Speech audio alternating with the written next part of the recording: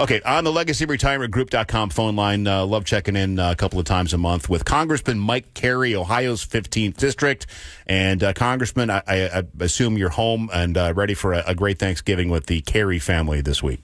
We are in Columbus. The mac and cheese conversation, I can tell that your kids are older than 6 years old. I don't think there is, I don't care whether it's Thanksgiving, it's, Easter, or it's Christmas. There is going to be somewhere, someplace in the Carey household, something that has mac and cheese on the table. One of the tables will have mac and cheese on the table. And I think that's fair. You've got younger kids, and the kids' table, and you got to get grandkids. And grandkids, and the kids want to, they want to eat what they want to eat, and you don't want to, necessarily haggle with them about eating Thanksgiving dinner. So you feed them something they're going to go down. So, but for adults, I'm gonna have to pass on the mac and cheese, Congressman. No, I can understand. So let's get into a little bit of red meat, and we'll talk about what your plans are this week, and sure. Maybe some Buckeye football a little bit. The buzzword in the last 2 weeks has been affordability. Yeah. Affordability, whether it's healthcare, housing. Let's talk about housing. You've hooked up with your counterpoint, Joyce Beatty, to reintroduce some bipartisan legislature. Talk about that for a second. Well, this is the Housing Financial Literacy Act, and this is something that Joyce and I decided to do together. This is a bill that would give certain first-time home buyers a discount of 25 basis points on the Federal Housing Administration FHA mortgage insurance premium. Great. It's a great bill. Again, this is, and the reason we got involved with this, obviously, Joyce and I splitting the city of Columbus in half, we share. In some instances, I'm sitting in my office in downtown, and I look at out one of the windows. It's Joyce Beatty's district. I'm looking at the other, and I'm looking at the Capitol. That's our district.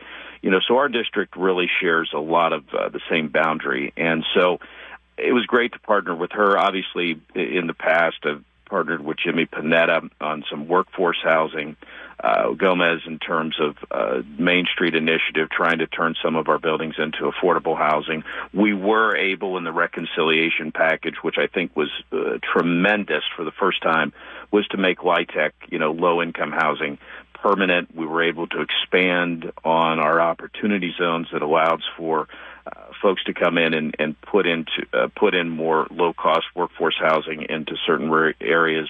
And I toured many of those areas on the west side of our city, mainly a lot of them in the hilltop area. So, listen, all the things that are focused on healthcare, very important. And I think the other thing that we've got to focus on is once we pass the reconciliation bill, a lot of these policies will go into effect next year, and many of these policies will essentially be the biggest middle-class tax cut in American history. So people will start seeing that from their returns next year. So in many cases, it probably the most money families will get back in over a decade. Wow. But you're right. The cost of living is the primary issue right now, which is why we have been so focused on getting the money back to all the working families for their wallets by boosting wages, lowering taxes. Many of the places I heard you talking about people having a half day. I don't have that today. We're going to be traveling around, talking to businesses, looking at some of the businesses, some of the opportunities that they have with expansion. But we've got to do what we've got to do in I think in the Senate and the House, and we'll focus on. We are focusing on it now, and we will continue to focus on once we get back over this Thanksgiving break. Give me a minute or two on health care. The Obamacare subsidies expected to expire the first of the year, and those numbers are expected to spike up. The enrollment. I think what you got to focus on is what is set to expire at the end of the year were the augmented COVID-related. And so not the Obamacare. Obamacare was, that is set, that was going to continue. It's the expanded care under Biden that when the Democrats were in control had put the stop date at the end of this year. So that is what Senator Thune has agreed with the Senate Democratic leadership that he would bring up for a vote. I know that there are several other bills that are being looked at. One was introduced in the House just on Friday Don Bacon and who's a Republican out of Nebraska, Gottheimer, who's a Democrat out of New Jersey. And this essentially would give a 2-year extension on those Biden-era COVID extensions. Now, there are a lot of pieces and parts of that bill that my team is going over as we speak. So this would be essentially a simple extension for 2 years on that. We'll see what happens in the House, but I know that the Senate has agreed to do that as part of getting this reconciliation package and keeping the government open, which is what we were focused on for all those many days. Right. So I think those are the things that are going to happen. But I think where we've got to make sure that we understand is that it is the Biden era COVID expansion that was set to expire by the Democrats at the end of the year. Right. It was artificially reduced due to COVID. So now yes. They would just return to normal pricing levels is what it is. And the enrollment deadline, Congressman, is the 15th of December. So, I mean, if there is a plan put forth, would you vote to extend those for 2 years? Well, the gentlemen that have introduced this bill, there are a couple Ways and Means members that are on the bill, Democrat members. One Democrat member, Tom Suozzi, who's out of New York, and Tom sits just a few seats down from me, next to Jimmy Panetta on the Ways and Means Committee. And Tom's not going to introduce a bill.